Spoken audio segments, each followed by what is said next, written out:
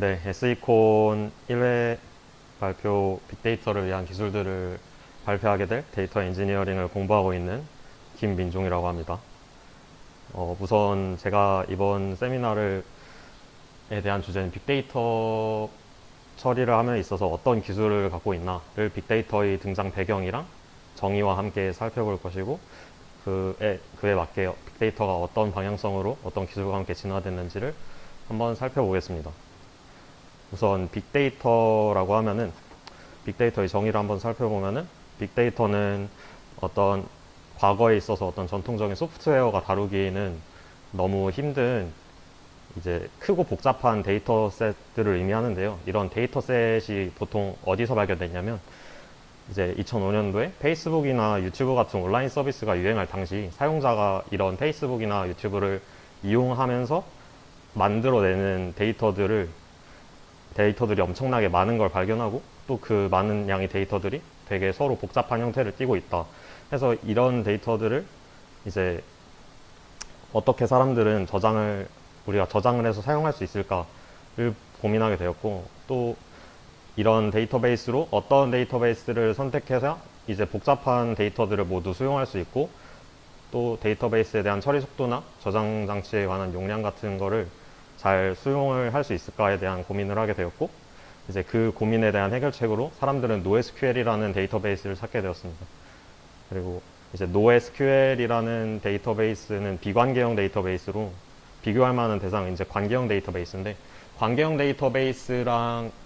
이 가장 큰 차이점은 관계형 데이터베이스는 트랜잭션에서 보장해야 될 원칙을 의미하는 애시드 성질을 가지는데, 이 애시드는 원자성, 일관성, 고립성, 그리고 지속성을 가집니다. 여기서 이제 NoSQL은 이 관계형 데이터베이스에서 이 애시드 성질이 가지는 애시드 성질로 인한 트랜잭션을 수행하기 위해서 DBMS가 수행해야 되는 이런 작업들이 상당히 큰 오버헤드를 가지게 됨을 발견하고, 이 오버헤드를 줄이고, 그리고 이 관계형 데이터베이스에 있는 확장성의 문제, 성능의 한계, 그리고 고정된 스키마 등에 의해서 이제 여러 가지 관계형 데이터베이스가 대규모 데이터 처리에 적합하지 않다는 것을 알게 되고, 이제 이 관계형 데이터베이스에 있는 몇 가지 중요한 성질들을 버리고 성능을 챙기는 식으로 NoSQL이 발전하게 되었습니다. 그리고 우리는 이런 성질들을 버림으로써 이제 확장성 있는 데이터베이스를 통해서 거대한 데이터를 저장할 수 있는 용량과, 그리고 애시드 성질을 대체하는 베이스 성질을 챙김으로써 이제 일관성 또한 챙길 수 있는데, 여기서 eventual consistency는 뒷부분에 대한 설명을 하겠지만, 처음부터 끝까지 일관성을 가지진 않지만 처음과 끝에는 결국 일관성을 가지게 되는 이런 성질을 갖고 있고, 또 관계형 데이터베이스가 갖춰야 될 이런 까다로운 스키마 조건 같은 걸 좀 더 융통성 있게 확장시키면서 좀 유연한 스키마를 가지는 설계를 할 수 있도록 NoSQL이 발전을 하게 되었습니다. 그래서 여기서 NoSQL이 가지는 베이스 성질이 세 가지가 있는데, 먼저 basically available이라는 거는 일단은 어떤 쿼리나 트랜잭션을 수행함에 있어서 내 데이터베이스에 고장이 나거나 어떤 컨플릭트 같은 게 발생했을 때도 내 데이터베이스는 결국 다른 작업을 수행함에 있어서는 사용이 가능해야 한다 라는 내용이 있고, 두 번째로 소프트 스테이트 같은 경우에는 내 데이터베이스가 분산 처리됨에 있어서 내 데이터의 변경은 어떤 트랜잭션에 의해서만 변경이 된다. 그리고 내 자신이 변하는 상태는 외부에서 그걸 모르기 때문에 이런 데이터의 일관성에 대한 규칙도 정했고, 그리고 eventual consistency가 가장 중요한데, 이제 어떤 작업을 수행함에 있어서 A에서 C 상태가 됨에 있어서 A, B, C를 거칠 수도 있고 A, B, 다시 A, C가 될 수도 있고, 이런 여러 가지 상태를 거치는데 결국 그 두 가지 관점에서 봤을 때는 중간 상태는 어떤 상태로 변했는지 상관은 없지만 결국 처음과 끝에는 같은 상태를 유지하는 최종적인 일관성을 가진다 해서 이제 eventual consistency라는 성질을 가지게 됩니다. 이런 성질들로 인해서 데이터베이스가 스키마리스한 특성을 가져가지고 이제 되게 확장성 있는 데이터베이스가 생성되게 되었고, 이제 이런 NoSQL도 다양하게 분할을 해서 이제 열지향 데이터베이스, 뭐 그래프 기반 데이터베이스, 도큐먼트 기반 데이터베이스, 그리고 키밸류를 방식으로 하는 다양한 방법으로 이제 데이터를 저장할 수 있는 이런 NoSQL이 탄생하게 되었습니다. 그리고 가장 중요하다고 생각될 수 있는 부분이 이제 NoSQL이랑 관계형 데이터베이스랑 어떤 차이점을 가지고 있냐라고 보면 수평적 확장과 수직적 확장이라고 할 수 있는데, 수평적 확장이라고 하면은 내가 또 다른 PC나 여러 데이터베이스를 그냥 추가만 함으로써 내 데이터베이스의 저장 용량을 수평적으로 확장하는 겁니다. 이제 이렇게 할 경우에는 내 어떤 하드웨어를 추가만 함으로써 이제 저장 공간도 늘리게 되고 응답 속도나 반응 속도도 그대로 유지할 수 있다는 장점이 있고, 이제 수직적 확장 같은 경우에는 관계형 데이터베이스가 띄는 성질인데, 이건 어떤 PC나 하드웨어를 추가한다는 느낌이 아니라 하드웨어를 이 성능을 업그레이드 한다고 생각을 하면 됩니다. 어떤 CPU를 좀 더 좋은 걸로 바꾼다거나 아니면 하드디스크를 SSD로 바꾼다던가, 그런 하드웨어의 업그레이드를 수직적 확장이라고 합니다. 그리고 데이터를 처리하는 데 있어서 두 번째 기술인 분산 컴퓨팅 기술이 있는데, 이 분산 컴퓨팅 기술에는 대표적으로 하둡이라는 것이 존재합니다. 하둡이라고 하면은 이 여러 대의 컴퓨터를 이용해서 엄청나게 많은 데이터를 분산하여 처리하는 기술인데, 이 하둡 같은 경우는 다음과 같은 구조를 띠고 있습니다. 내가 어떤 데이터베이스에 있는 대용량 데이터를 하둡 분산 파일 시스템에 저장을 한 다음에 그 분산 파일 시스템에서 내 데이터를 하나의 큰 덩어리 데이터를 여러 개로 쪼개서 여러 대의 PC에 그걸 전송해 줌으로써 각 PC가 내 쪼개진 데이터를 처리하고 그거에 대한 응답을 다시 수집을 해서 이제 최종 결과를 내는 방법인데, 여기서 가장 중요하게 봐야 될 부분은 하둡 분산 파일 시스템과 맵리듀스라는 이 용어를 잘 보면 될 것 같습니다. 그래서 이거에 대해서 설명을 해보자면은, 하둡 분산 파일 시스템이 뭐냐면은 어떤 이런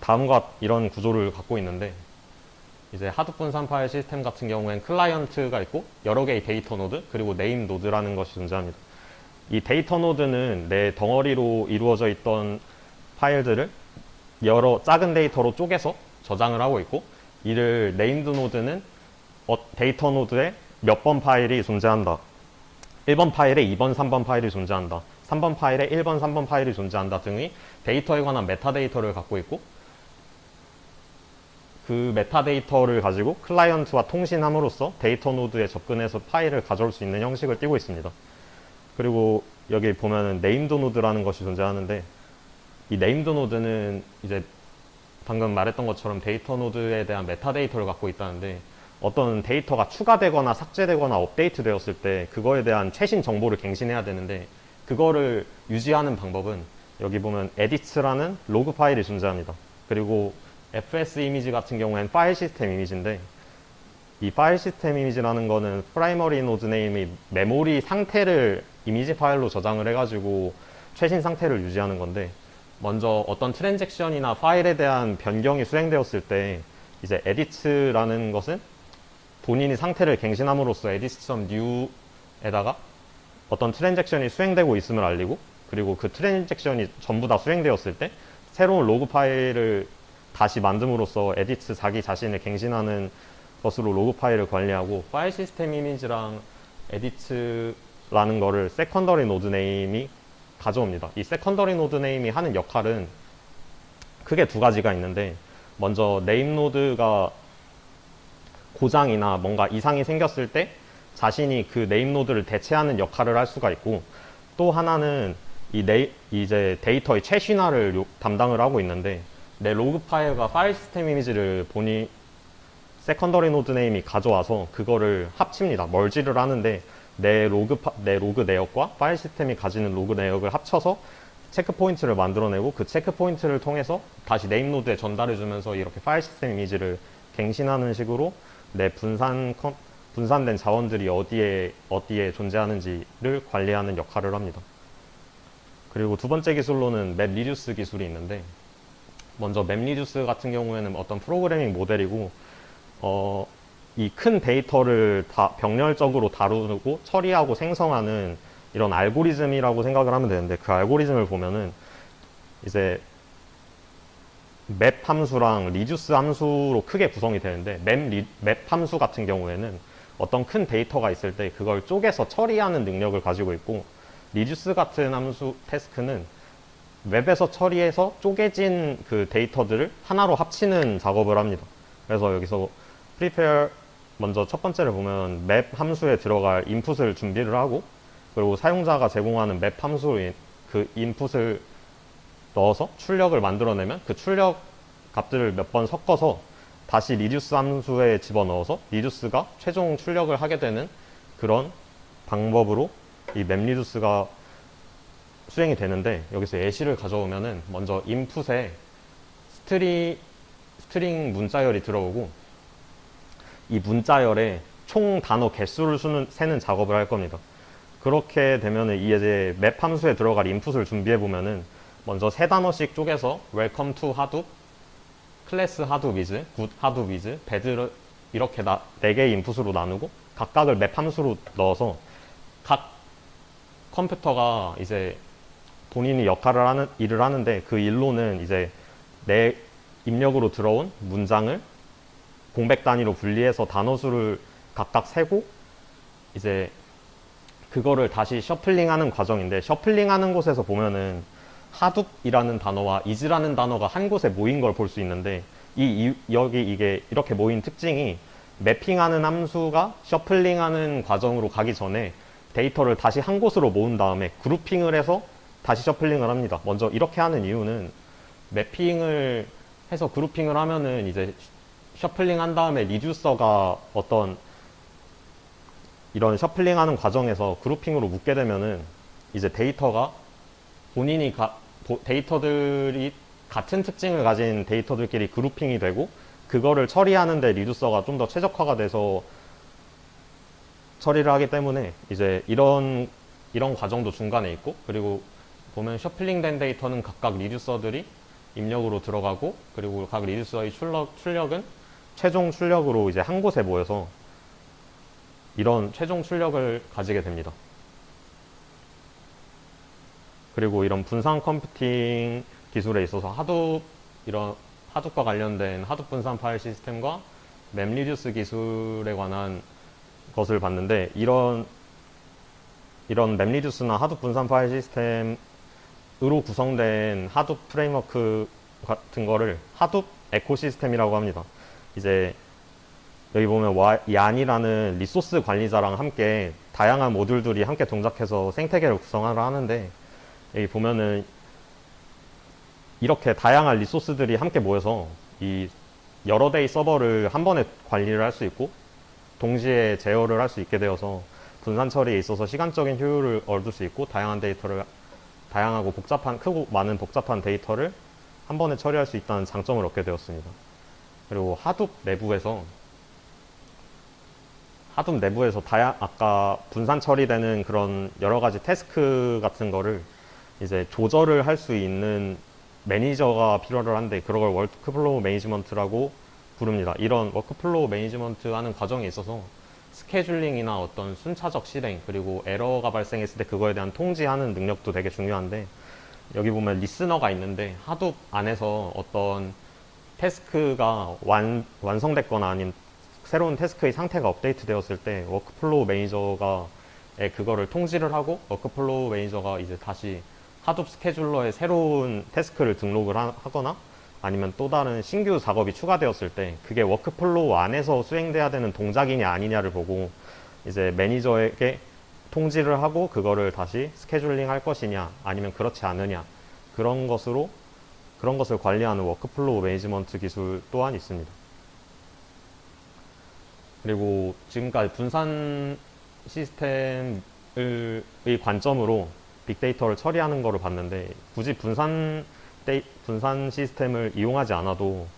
이제 충분히 빅데이터를 사용해서 처리를 할 수 있고, 그 대표적인 기술 중 하나가 데이터 웨어하우스인데, 데이터 웨어하우스의 정의 같은 걸 보면은 이 어떤 조직의 의사결정을 하는 데 있어서 비즈니스 데이터에 관한 수집을 모아놓고 내가 좀 도움이 되는 데이터, 쓸만한 데이터, 좋은 데이터들은 다 데이터 웨어하우스에 저장된다 라고 생각을 하면 되고, 이 데이터 웨어하우스에 적재되는 데이터 흐름도를 보면은 먼저 데이터 소스가 있는데, 데이터 소스는 이제 어떤 로우한 데이터를 가지고 있는 그런 데이터베이스, 아니면 또 다른 서버가 될 수도 있고, 아니면 그냥 어떤 엑셀 파일이나 여기 보면 플랫 파일즈라는 것이 있는데, 어떤 그냥 가공되지 않은 데이터들을 어떤 소스로부터 가져온다라고 생각하면 되고, 이제 데이터 소스 같은 경우에는 데이터 소스에서 이제 ETL이라는 프로세스를 한번 거칩니다. ETL이라는 프로세스는 Extract, Transform, Load라는 태스크를 거치는데, 여기서 Extract는 각 데이터 소스에서 내가 필요한, 내가 쓰는 그런 데이터들을 Extract, 추출해온다라고 생각을 하면 되고, 그 추출해온 데이터를 다시 트랜스폼합니다. 내가 원하는 것에 맞게 가공을 할 수도 있고, 클렌징 작업을 할 수도 있고, 이 클렌징 작업을 해서 걸러진 데이터를 다시 데이터 웨어하우스에 적재하는, 로드하는 프로세스를 ETL 프로세스라고 합니다. 그렇게 해서 데이터 웨어하우스에 적재된 여러 가지 데이터들은 다시 데이터 마트라는 단위로 분류가 되는데, 이 데이터 마트로 분류하는 이유는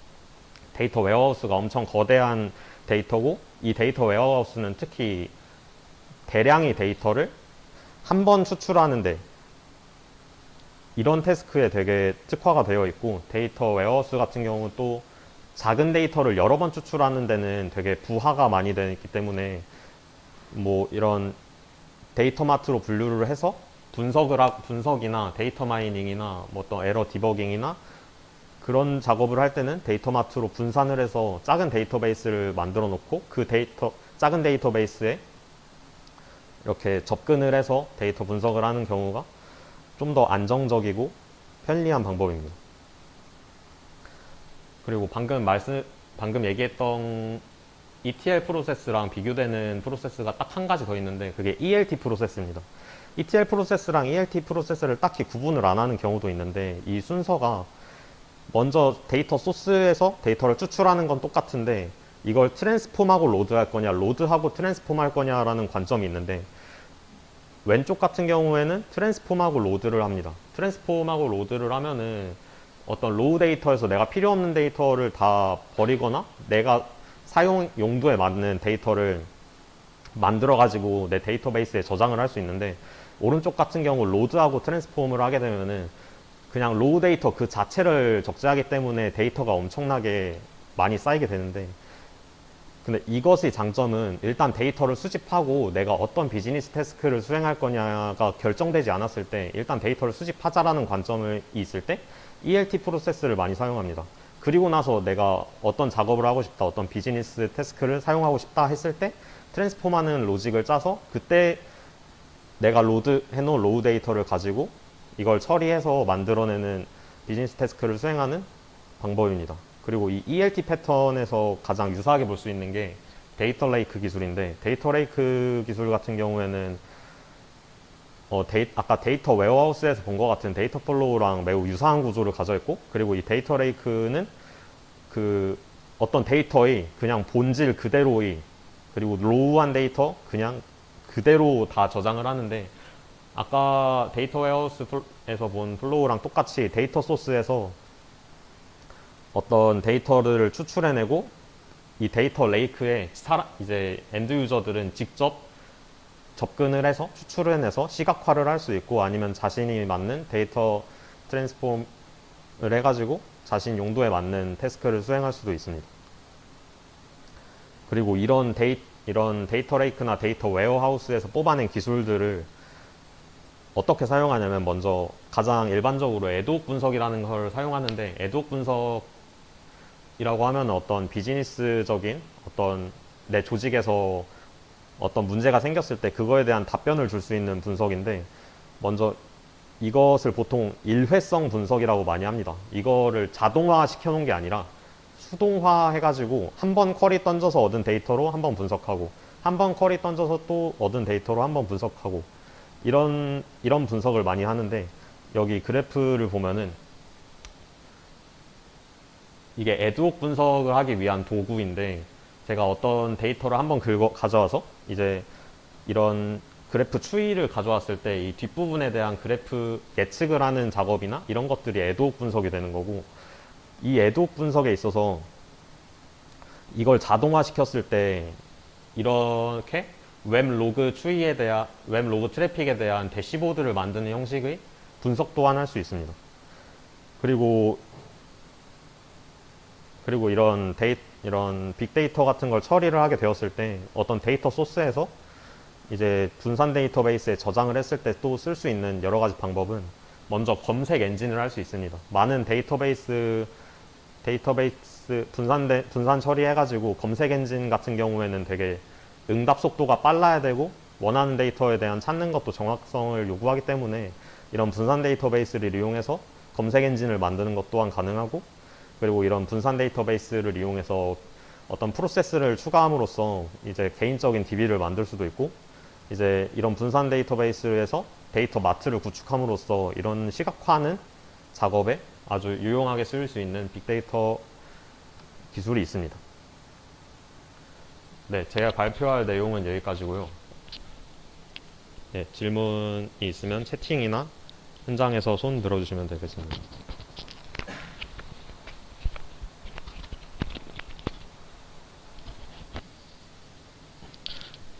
빅데이터 관련해서 다음에 이어지는 심화 세미나는 다음